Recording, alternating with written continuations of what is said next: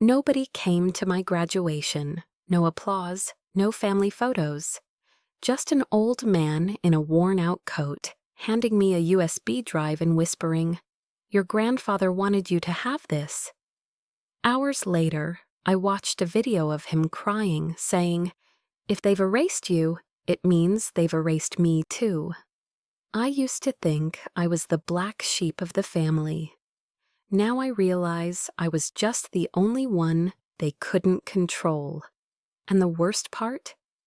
While I was accepting my doctorate, they were dividing my inheritance without me, because they never expected me to fight back.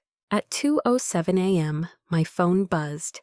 The screen lit up with one name, Mom. I hesitated, staring at it as if the glow itself might explain why she couldn't just wait until morning. I let it ring twice before answering. "You graduated and didn't even call your mother?" Her voice was soft but sharp, like the edge of a knife dipped in honey. "Did you think we wouldn't care, Amanda?" I said nothing. What was there to say? That I stood alone in my cap and gown while the families of my classmates cheered, cried, celebrated?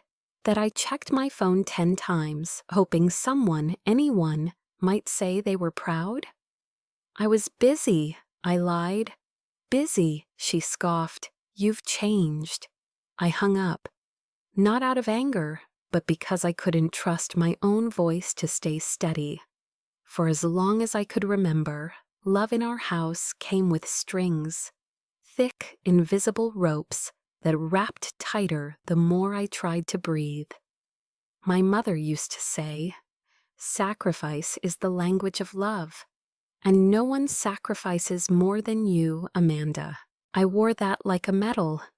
I canceled a semester abroad to stay home when Dad lost his job.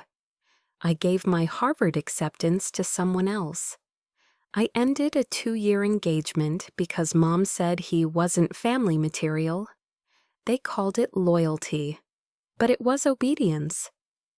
The first time I realized something was wrong, I was 26, looking at a mirror smeared with steam after another sleepless night, caring for my grandmother. I saw a woman I barely recognized, pale, quiet, always tired, always giving. And I whispered, "Who's taking care of me?" But that thought faded as fast as it came. Guilt rushed in like a tide. I dried my face, buried the question, and got back to folding laundry. Now, standing in my apartment, my degree propped awkwardly against the wall, I felt that same question rise again, this time louder. Who's taking care of me? My laptop chimed. A new email, subject line. Grandfather's will, rejected copy attached. No message, no sender name I recognized. Just a PDF attachment and a chill crawling up my spine. I clicked. It was a scanned image, dated 3 months before he died. In his handwriting, shaky but unmistakably his, he wrote, "Amanda will receive my lake house and the remainder of the cash estate." There was a signature, a witness line, and a stamped notice, invalidated. The rejection was recent, just a week ago. My name was crossed out. I didn't even know he'd made a new will. They never told me. I scrolled down, heart racing, until I saw a note at the bottom, scribbled in the margins. "She deserves this. She's the only one who stayed." The room spun. I closed the laptop. Just then, something flickered in the back of my mind. A memory. It was my 10th birthday. I'd gotten a dollhouse I didn't ask for. Rachel, my older sister, cried that it was unfair. Mom said I needed to give her half. We sawed it apart, literally. A plastic dollhouse in 2 jagged halves. Rachel didn't even play with hers. I did. Later that day, I overheard Mom whisper, "She needs to learn. Rachel's fragile. Amanda's strong." They always called me the strong one, and used that strength to build their own comfort. I began to notice a pattern in the years that followed.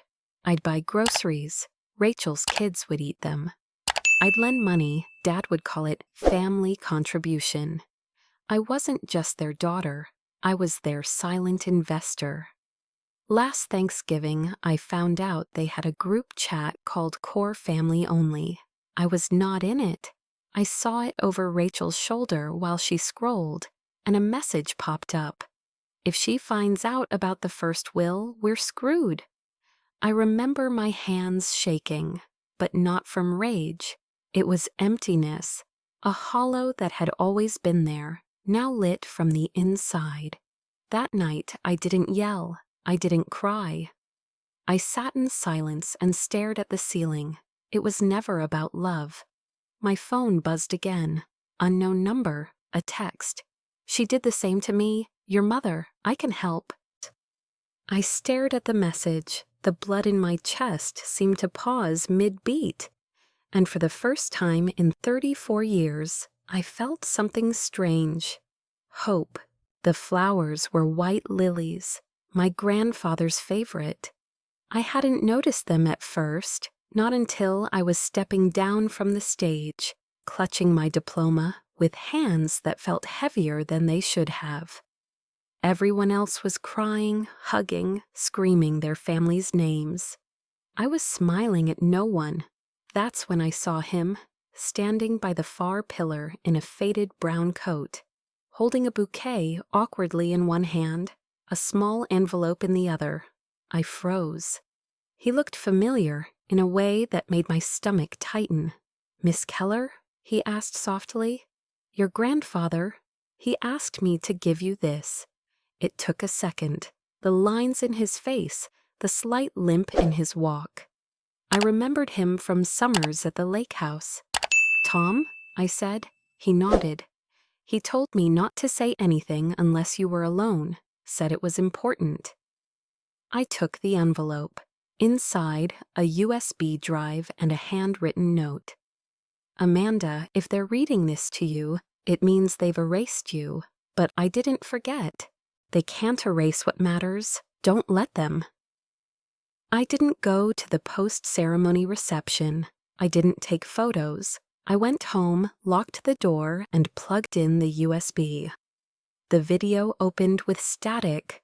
Then my grandfather appeared, sitting in his study. His eyes were tired. He looked thinner than I remembered, more fragile. But his voice was firm. "If they've hidden this from you," he said, "then they've done to you what they tried to do to me. Silence." He took a deep breath. "You're not crazy. You're not wrong. You're the only one I trust. They know that, and they want you out." He leaned forward. "I made a new will. I put your name on the lake house and the accounts. They pressured me to change it. I didn't, but I think they found a way around me." He looked away, eyes welling up. "You were the only one who ever asked how I was. You saw me. Don't let them make you invisible." The screen went black. I didn't move. For minutes, hours maybe. Time became soft around the edges. When I could breathe again, I pulled out a drawer and found the old voice memo recorder Grandpa had once gifted me. I clicked play on the last saved file. His voice crackled through the static. "You always said thank you. None of the others did. Even as a kid, you listened. You didn't pretend to care. You cared. That's why I left it to you. You'll protect what matters." I pressed stop. My hand trembled. Not out of fear, but rage. How many years had they spent telling me I was too sensitive, too demanding, too selfish? And all this time, they were the ones taking everything behind my back. The next morning, I found Tom waiting outside my building. He handed me coffee. "I figured you'd need this," he said.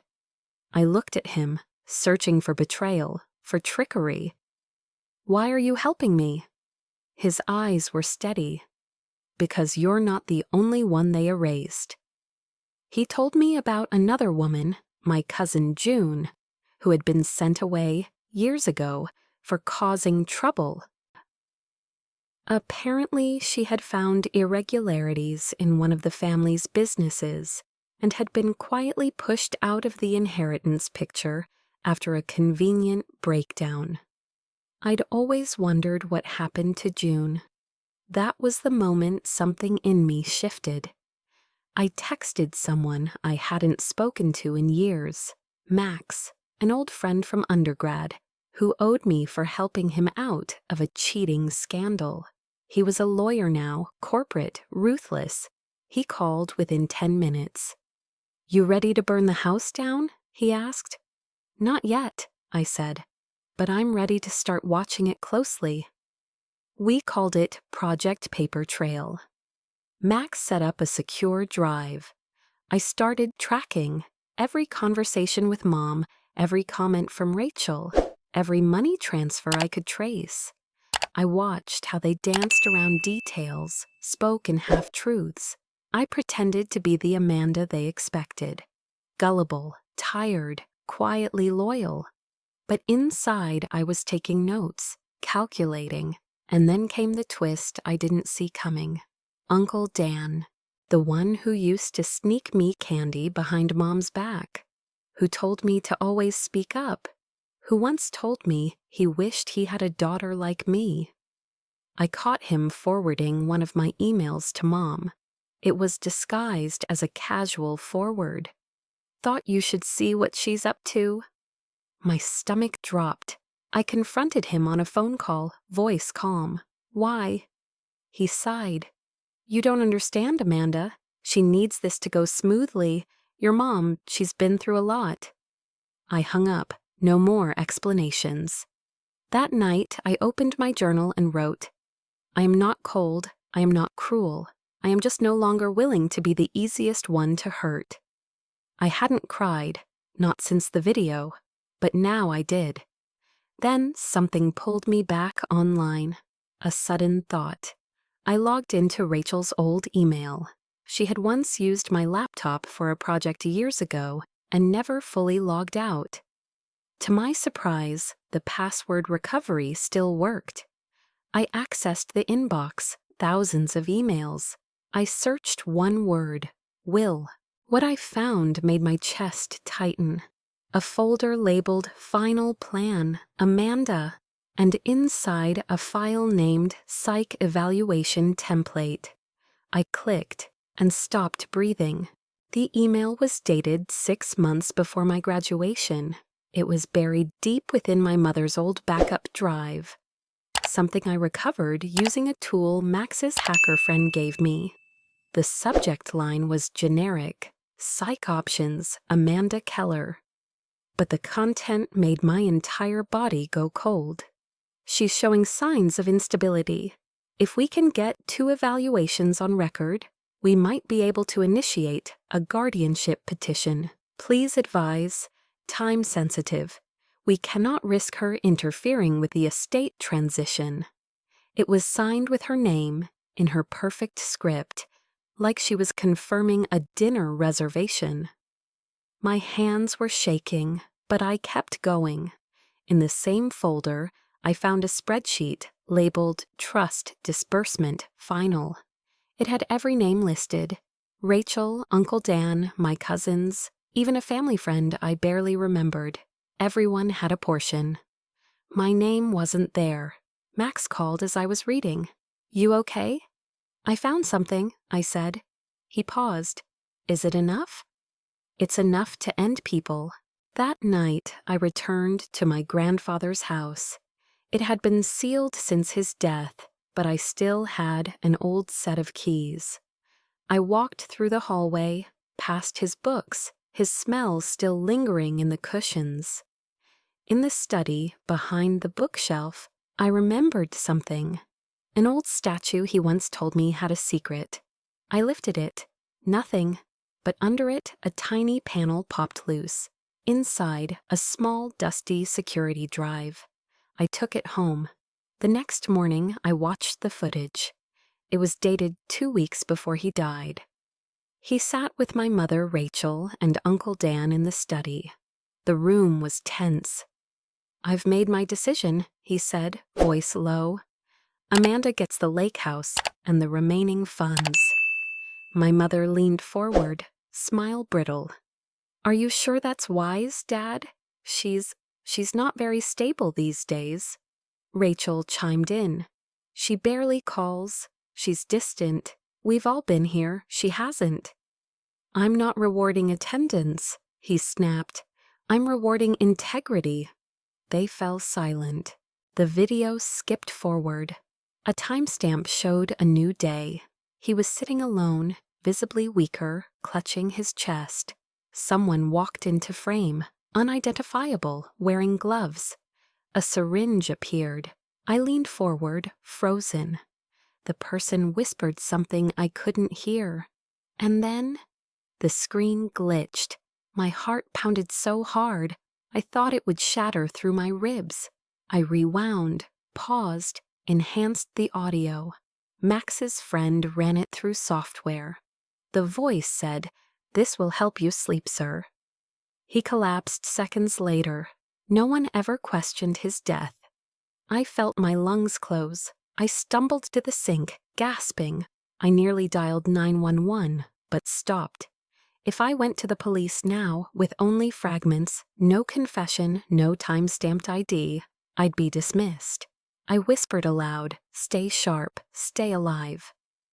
The video ended with my grandfather's final recording. Different room, a shadow across his face. "If you're watching this, they've erased me, and they'll try to erase you too. But you're smarter than them. Get help. Get proof. And don't trust anyone who tells you to let it go." He looked away. "They'll kill the truth to protect their lie." Then the screen went black. The next day, I started building my team. Max was my legal shield, but I needed tech. I called Caleb, a dropout turned cyber forensics expert, someone I once defended in a plagiarism case. He owed me. He gave me tools to scrape deleted messages, encrypt drives, and track shadow emails. "Trust no app they suggest," he said. "They probably monitor you through shared calendars." Then I found her. Marilyn, 65, former therapist, widow, volunteer at the community center. She overheard me talking about inheritance law and quietly pulled me aside. "Your mother is Evelyn, yes?" I nodded. She looked at me with something that felt like grief. "She did this before." I blinked. "She had a daughter, before you, another girl. From her first marriage. We used to see her, sweet girl. She disappeared from the community at 15. The rumor was drugs, but I never believed it. A name surfaced. I ran it. It was true. A half-sister, no obituary, just gone." I asked Marilyn why she never spoke up. "Because no one would have listened. But I see your eyes now. They look like hers did. Determined and afraid." That night, I deleted my public social media, changed passwords, encrypted every device. I began writing things by hand again. One of my oldest friends, Lena, dropped by with food. "You look like hell," she said, handing me soup. I smiled, tired. "It's been a month." She stayed the night. The next morning, I saw her phone lit up while she showered. A text from a number saved as EK. Is she cracking yet? My stomach twisted. I copied the number, texted Max, and asked him to trace it. "She's been feeding your mom updates," he confirmed, "for weeks." I didn't confront her. I just quietly removed her from everything, changed the locks, moved the meeting locations. My circle shrunk, but it sharpened. Later that week, I visited a church, just sat there, quiet, no prayers, no rage, just space. I don't know why, maybe to feel something safe. That night, there was a small box at my door, no return label. Inside, another USB. A note.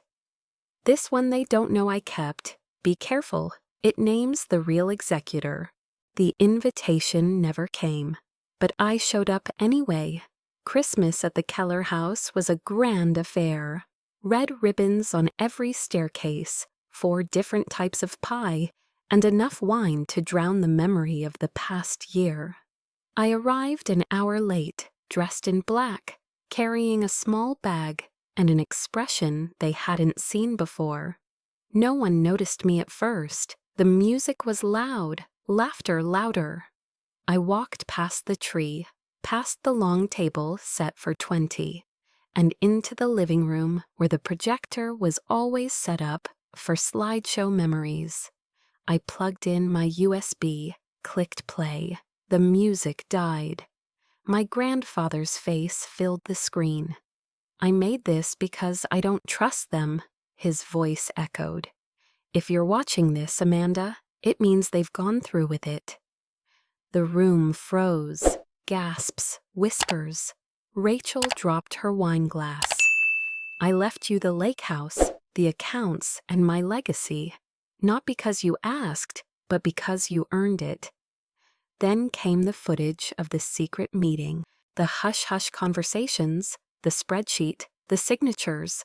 My mother stood up, face red, trembling. "Turn that off. This is fake. She's manipulating you. She's sick." I let her scream. Then I clicked to the scanned will, the original, signed, notarized, with my name. "This," I said, voice calm, "was verified by 2 separate law firms. The court has accepted it into preliminary evidence. And my grandfather's lawyer, your father's oldest friend, confirmed its authenticity in writing." Dead silence. Someone coughed. Then, unexpectedly, Aunt Lillian, Dad's younger sister, stepped forward. "I saw that document," she said, her voice quiet but steady. "He showed it to me a week before he died. He said Amanda was the only one who didn't try to take anything from him." Mouths dropped. Rachel turned pale. My mother shook her head in disbelief. "You don't understand what she's done," Mom shouted. "She's dangerous." I didn't flinch. "I'm done proving who I am," I said. "This is me showing you what I know."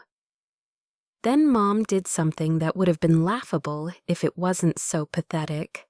She grabbed her phone and dialed 911. "Yes," she told the operator, loud enough for everyone to hear. "My daughter's here. She's unstable. She's threatening the family." I walked to the door without saying a word. Before leaving, I turned once. "File whatever you like," I said, "but next time we talk, it'll be in court." Outside, Max was waiting in the car, engine running. He handed me a copy of the cease and desist order, already prepped for the inevitable smear campaign. "Get ready," he said.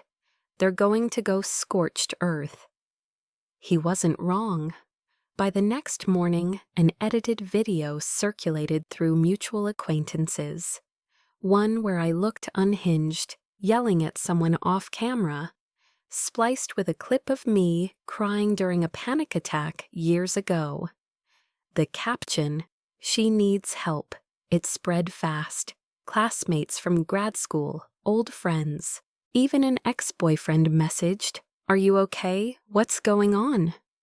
I didn't respond.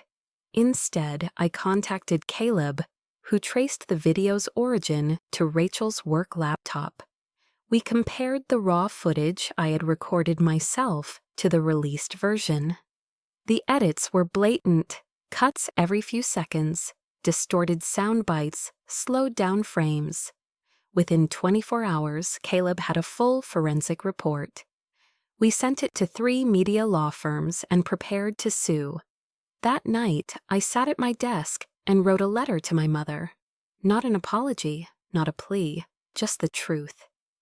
"You built a kingdom on silence, and I stayed quiet for too long. I loved you, I still do. But I will not bleed for it anymore. We are done, forever." I sealed it. No address. I wasn't going to send it. It was for me. 2 days later, I got a notification from the courthouse. The case had been moved up. The hearing would be in 30 days. They were bringing in witnesses, collecting statements. Max called. "You'll need to prepare. They're playing hardball." "I'm ready." He paused. "You should know, there's a subpoena going out today." "For who?" There was silence. Then, "Lena," I froze. "She's being called to testify by them." I closed my eyes. Of course, the friend who betrayed me, whose phone I'd seen, who had stayed just long enough to extract what they needed. "Let them," I said. "I want everything in the open." Max hesitated. "You sure?" "Yes," I said, "because this time the spotlight won't be on me. It'll be on them." It took 6 hours. 6 hours in a courtroom filled with polite tension and carefully worded testimonies. But when the judge read the verdict aloud, the room fell into a silence so deep it hummed. Amanda Keller is the sole lawful heir to the estate of George M. Keller. The lake house, the investment accounts, the family trust, all of it legally restored in my name. Rachel stared ahead, her jaw clenched so tight I thought it might crack. My mother didn't look at me once. Her hands were folded in her lap, nails digging into her palms, lips pursed like she was holding back bile. But the real blow came minutes later, when the judge added a restraining order. Neither she nor Rachel was to make any attempt to contact me directly or indirectly for the next 5 years. Max leaned in and whispered, "That's not just a win. That's a shutdown." But it wasn't over. Later that week, news broke that the psychologist who had evaluated me for the fake psychiatric report was under investigation. A whistleblower had come forward, another patient who had also been labeled unstable without proper review. Under pressure, the doctor confessed to receiving an unmarked envelope of cash from an unrelated family source. They named my mother. Her license was suspended.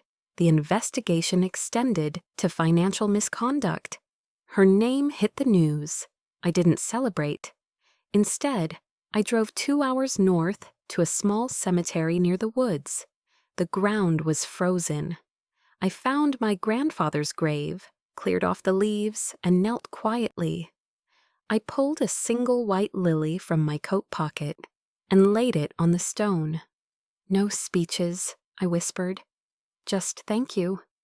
And then I walked away. It wasn't revenge that satisfied me. It was truth. Truth had weight. It grounded me in a way justice never could. 2 days later, a letter arrived, handwritten, from Rachel. The handwriting was shaky, rushed. "You think you've won. You think this is the end. But you don't understand what we gave up for this family. What I gave up. You think I'll fade away because a judge said so? This isn't over, Amanda. You don't get to erase me." There was no threat in it, just desperation, like a ghost pounding on a door already sealed shut. I didn't respond. Instead, I deleted the email account tied to the legal case, changed phone numbers, removed myself from every public listing one by one. I wasn't hiding. I was reclaiming space. For the first time in over a decade, I breathed without guilt. The book came next. It wasn't meant to be a bestseller, just something honest. A manuscript titled Silent Battles: How Families Wound in Private. Half memoir, half guidebook. I self-published, sold maybe a few hundred copies the first month. Then the emails started. Strangers, survivors, people who had lived in similar shadows, carrying guilt that was never theirs. One woman wrote, "Your story helped me walk away before they broke me." That email stayed with me. So did the woman who approached me after a podcast interview. clutching my book to her chest. "You don't know me," she said, her voice trembling. "But I was about to give up, and then I heard you." She cried in my arms for a full minute. I cried with her. Some nights I still had nightmares. The kind where I was back at the Christmas party, screaming but no one listened. Other nights I dreamed of the lake house, of quiet mornings and crossword puzzles with my grandfather, both of us sipping too strong coffee. Healing didn't come in a straight line.